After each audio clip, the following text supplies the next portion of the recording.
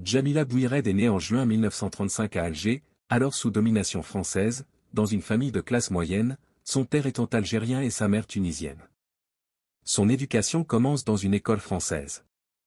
Durant ses années d'études, elle rejoint le Front de Libération Nationale, FLN, et s'engage activement dans la lutte pour l'indépendance de l'Algérie.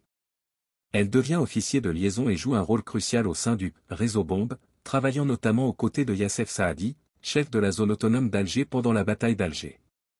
Le 30 septembre 1956, elle dépose une bombe au Mauritania, qui échoue à exploser en raison d'une erreur dans le branchement. Par la suite, elle recrute d'autres membres pour mener des attaques, tels que Djamila Bouazza, responsable d'un attentat meurtrier au café Kokardi. Capturée le 9 avril 1957 par les forces françaises, elle est blessée lors de son arrestation. Malgré la torture subie pour obtenir des informations, elle ne révèle que des détails mineurs.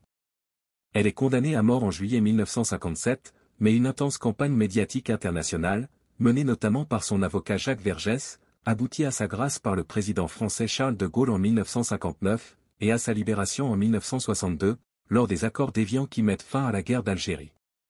Après sa libération, elle travaille avec Jacques Vergès pour le magazine Révolution africaine, se marie avec lui en 1965 et a 2 enfants. Cependant, Vergès disparaît mystérieusement pendant 8 ans, ce qui conduit à leur divorce. Djamila Bouhired continue à être une figure importante de la lutte pour la justice et l'égalité en Algérie.